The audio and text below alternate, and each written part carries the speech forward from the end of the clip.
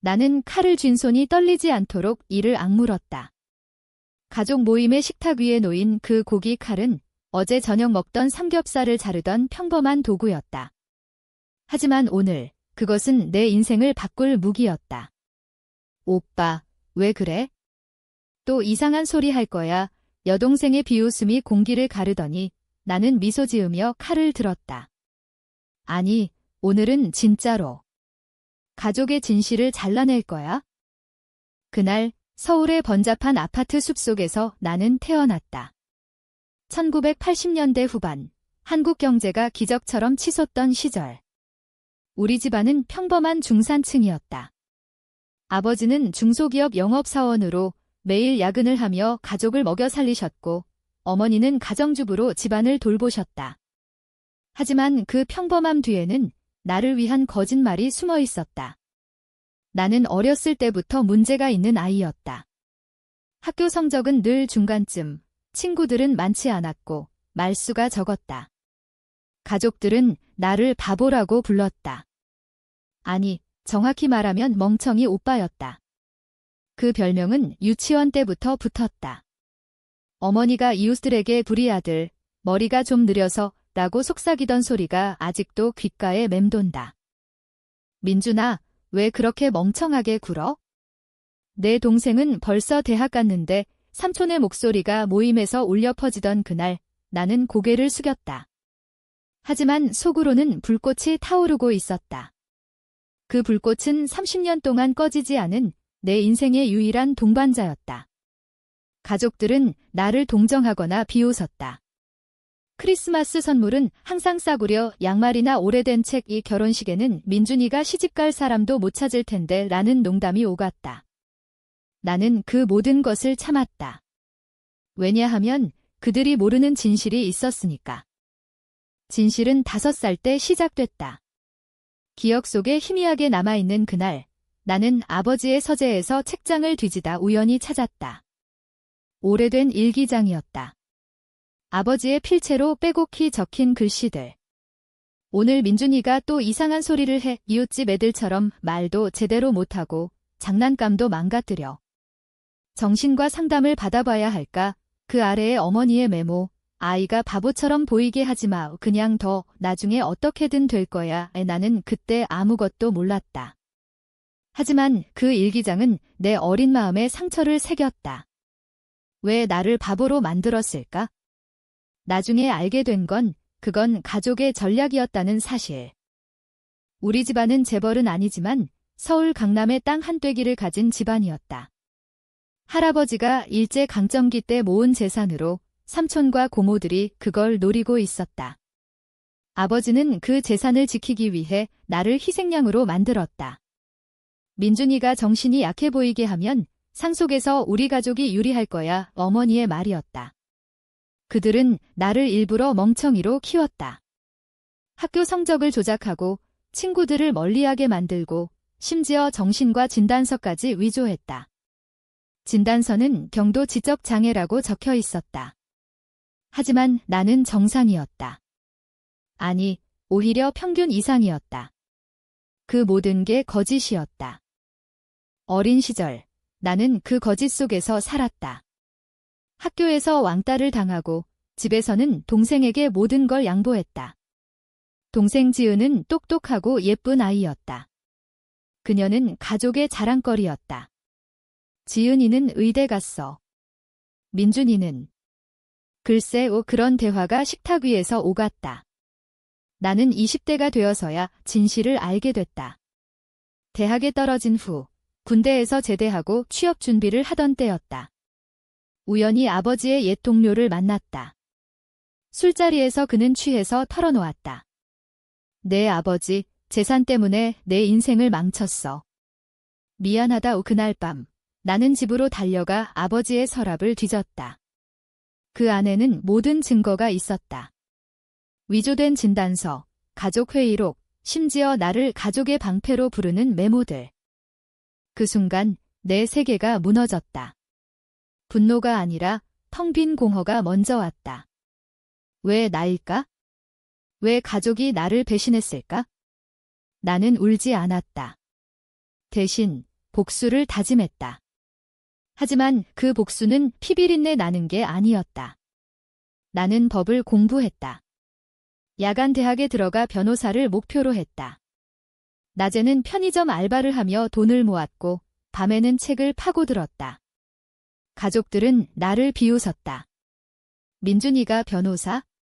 웃기지 마. 하지만 나는 포기하지 않았다. 7년 만에 나는 사법시험에 합격했다. 변호사 개업은 아니었다. 나는 재벌 기업의 법무팀에 들어갔다. 그곳에서 나는 돈과 권력을 배웠다. 가족들은 여전히 모르고 있었다. 매년 추석과 설날 모임에서 나는 바보 오빠였다. 삼촌은 나를 무시하고 고모는 동정 어린 눈빛을 보냈다. 어머니는 민준아, 내 나이 되면 결혼도 해야지라고 한탄했다. 아버지는 고개를 저었다. 그 모든 게 이제 역겨웠다. 나는 복수의 계획을 세웠다. 단순한 폭로는 아니었다. 그들은 나처럼 고통받아야 했다. 재산 상속을 앞둔 올해 할아버지의 80세 생신 모임이 열린다. 그곳에서 나는 모든 걸 드러낼 거다. 하지만 그 전에 나는 증거를 모았다. 위조 문서의 원본, 가족들의 이메일, 심지어 녹음된 대화들. 그리고 가장 치명적인 무기, 법적 소송. 모임 전날 밤, 나는 거울 앞에 섰다. 35살의 나는 더 이상 그 멍청한 소년이 아니었다. 날카로운 양복, 단정한 머리, 그리고 차가운 눈빛. 이제 내 차례야. 나는 중얼거렸다. 창밖으로 서울의 불빛이 반짝였다. 그 불빛처럼 내 복수는 밝고 뜨겁게 타오를 터였다. 하지만 복수는 언제나 대가를 치른다. 나는 그걸 알았다. 가족을 잃는 대신 나는 자유를 얻을 테니까. 그날 아침 나는 집을 나서며 어머니에게 인사했다. 엄마, 오늘 모임 가서 늦을 거예요. 어머니는 부엌에서 김치를 버무리다 고개를 들었다. 그래, 민준아. 삼촌들 오시니까 예의 있게 굴어. 내가 또 이상한 짓 하면 그녀의 말끝이 흐려졌다. 이상한 짓, 그 단어가 내 가슴을 쑤셨다. 나는 미소 지었다. 네, 엄마. 알았어요. 문을 닫고 나오며 나는 주먹을 쥐었다. 오늘 그 기상한 짓이 시작될 거다. 강남의 고급 호텔로 가는 택시 안에서 나는 핸드폰을 꺼냈다. 녹음 파일이 10개, 문서 파일이 20개 모든 게 준비됐다. 할아버지의 생신 모임은 집안의 대사건이었다. 삼촌네, 고모네, 사촌들까지 모여 총 20명. 할아버지는 이미 치매 초기라 대부분의 결정은 가족회의에서 이뤄진다. 올해 주제는 상속. 할아버지의 강남 땅을 어떻게 나눌지. 아버지는 나를 보며 속으로 웃을 터였다. 민준이 덕에 우리 몫이 커지겠지. 하지만 그 땅은 이제 내 손에 들어올 거다. 호텔에 도착하자 로비가 사람들로 북적였다. 지은이가 먼저 달려와 안아주었다. 오빠. 오랜만이야. 요즘 뭐해? 그녀의 미소는 밝았지만 눈빛에는 동정심이 스쳤다. 나는 어깨를 으쓱했다. 그냥 회사 다니지. 지은은 의사였다. 29살에 이미 전문해. 가족의 자랑. 그녀도 그 거짓 속에 살았다. 아니, 그녀는 알면서도 침묵했다. 내가 증거를 모으던 중 그녀의 메시지를 봤다.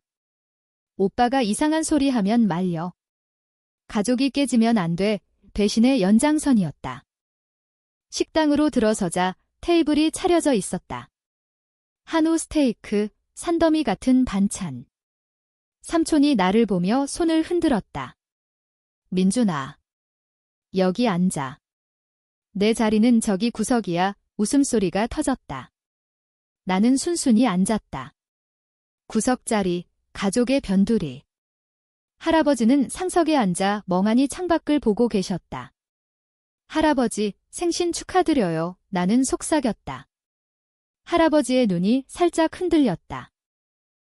준이냐? 그 목소리에 나는 가슴이 아팠다. 할아버지만이 나를 진짜 손자로 봐주셨다.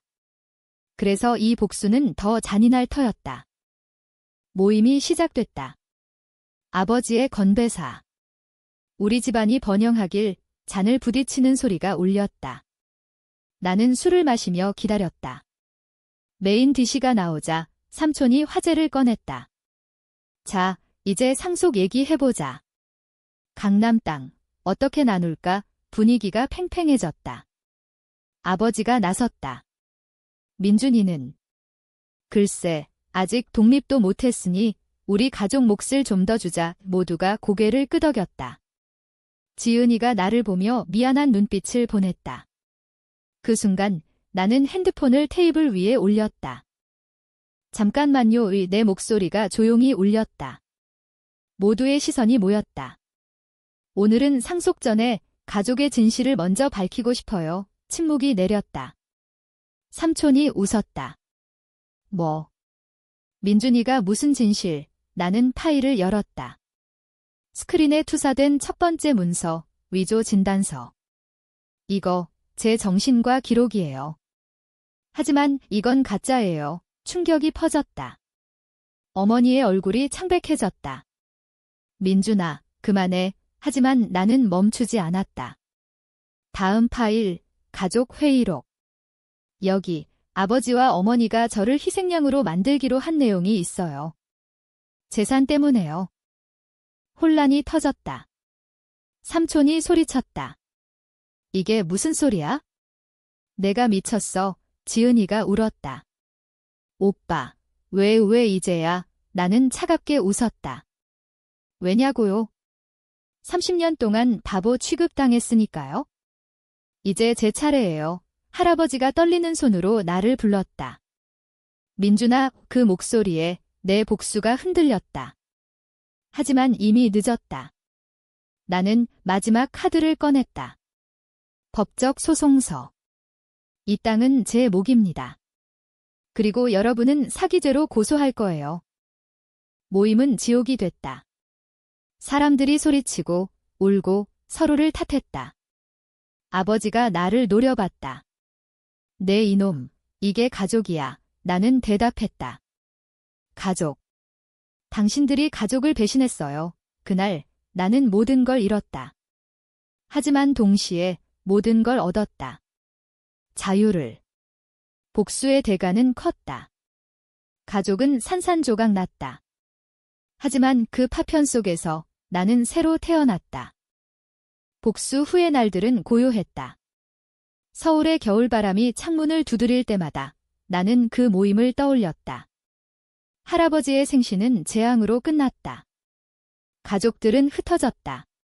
삼촌은 아버지를 고소했고 고모는 어머니를 원망했다. 지은이는 병원에 틀어박혀 나와 연락을 끊었다. 나는 혼자였다. 하지만 그 고독은 달콤했다. 법정에서 나는 승리했다. 위조 문서가 증명됐고 땅은 내 이름으로 넘어왔다. 그 돈으로 나는 작은 법률 사무소를 열었다. 진실의 칼이라는 이름으로. 고객들은 나를 이기적의 변호사라고 불렀다. 비슷한 피해자들, 가족에게 배신당한 사람들. 나는 그들의 이야기를 들으며 내 상처를 치유했다. 하지만 밤이 되면 악몽이 왔다. 아버지의 절규, 어머니의 눈물. 민준아, 용서해줘. 그녀의 마지막 메시지였다. 나는 답하지 않았다. 용서. 그건 나를 약하게 만들 뿐이었다. 어느 날 지은이가 사무소로 왔다. 그녀는 야위어 있었다. 오빠, 할아버지가 돌아가셨어. 나는 멍해졌다. 장례식장에서 가족들은 나를 피했다. 나는 할아버지의 관 앞에 섰다. 할아버지, 미안해요. 제가 너무 늦었어요. 눈물이 흘렀다. 복수는 승리였지만 사랑하는 이를 잃은 대가는 컸다. 그날 나는 결심했다. 더 이상의 복수는 없다. 대신 정의를 위해 싸우겠다고. 하지만 운명은 비틀렸다. 아버지가 다시 나타났다. 그는 거지처럼 초라했다. 민준아, 도와줘. 삼촌이 나를 망쳤어. 나는 웃었다. 이제 와서 그는 무릎 꿇었다. 내가 잘못했어. 내 인생을 망친 대가야. 왜 나는 그를 일으켰다. 가세요. 하지만 한 번만 진심으로 사과하세요. 그는 울었다. 그 사과는 진짜였다. 어쩌면 복수의 끝은 용서일지도 모른다. 시간이 흘렀다. 2년 후 나는 결혼했다. 상대는 내 고객, 비슷한 과거를 가진 여자였다. 그녀는 나를 이해했다. 당신의 상처, 내가 안아줄게. 우리 집은 강남의 작은 아파트. 그 땅을 팔아 산 집. 매일 아침 나는 창밖을 보며 생각했다. 복수는 끝났나? 아니, 그것은 시작이었다. 가족은 여전히 나를 증오했다. 지은이는 아이를 낳았지만 나를 초대하지 않았다. 어느 추석, 나는 홀로 명동을 걸었다. 거리의 불빛이 반짝였다. 갑자기 아버지의 전화. 민준아, 모임에 와라. 화해하자. 나는 거절했다. 하지만 마음이 흔들렸다. 화해의 대가는 무엇일까? 나는 갔다. 모임 장소는 옛 집안의 한옥. 모두가 모였다. 삼촌, 고모, 지은. 그들은 나를 보며 긴장했다. 왔어. 아버지가 말했다. 나는 앉았다. 오늘은 복수 아니에요. 그냥 가족으로. 대화가 시작됐다. 눈물, 후회, 사과. 어머니가 말했다. 우리가 잘못했어. 내가 강해진 게 자랑스러워. 나는 울었다. 저도. 미안해요. 너무 잔인했어요. 그날 우리는 용서했다. 하지만 상처는 남았다. 복수의 여파는 영원했다. 가족은 재건됐지만 더 튼튼해졌다. 나는 배웠다. 서즈데이 하는 불, 하지만 용서는 재생의 불씨. 하지만 끝은 아니었다. 삼촌이 다시 배신했다. 땅의 일부를 숨겼다. 나는 다시 칼을 들었다. 이번엔 법정에서. 승리. 하지만 이번엔 가족을 지키기 위해. 복수는 순환이다. 하지만 나는 그 순환을 끊었다. 이제 나는 자유로운 남자였다. 새로운 삶이 시작됐다. 사무소는 번창했다. 나는 책을 썼다. 가족의 거짓, 내 복수 이야기. 베스트셀러가 됐다. 인터뷰에서 나는 말했다. 복수는 달콤하지만 쓰디쓴 과일입니다. 먹은 후에 남는 건 텅 빈 껍데기예요. 사람들은 나를 영웅으로 봤다. 하지만 나는 그냥 생존자였다. 지은이의 아이가 태어났다. 조카를 안으며 나는 생각했다. 이 아이는 절대 그런 고통을 겪지 않을 거야. 가족 모임은 이제 평화로웠다. 아버지와 어머니는 늙어가고 있었다. 나는 그들을 돌봤다. 용서의 대가는 컸다. 하지만 그건 가치 있었다. 어느 날 과거의 그림자가 돌아왔다. 옛 동료가 연락했다. 내 가족처럼 내 가족도 나는 도왔다. 복수의 도구가 아니라 치유의 도구로. 이제 나는 변호사가 아니라 상담자였다. 삶은 드라마였다. 반전, 갈등, 화해. 그리고 끝은 열린 끝. 하지만 내 이야기의 진짜 끝은 그 칼을 내려놓는 순간이었다. 서울의 밤하늘 아래 나는 미소 지었다. 이제 진짜 자유야. 10년 후 나는 45살. 사무소는 대형 로펌이 됐다. 아내와 아이 둘, 가족은 화목했다. 추억은 희미해졌다. 하지만 가끔 그 모임을 떠올린다. 그 칼, 그 미소, 그 눈물. 그것이 나를 만들었다. 할아버지의 무덤 앞에서 나는 꽃을 놓았다. 할아버지, 감사해요. 당신 덕에 제가 살아남았어요. 바람이 불었다. 복수의 바람은 이제 평화의 바람이었다. 끝. 하지만 삶은 계속된다. 반전은 언제나 기다린다. 준비하라.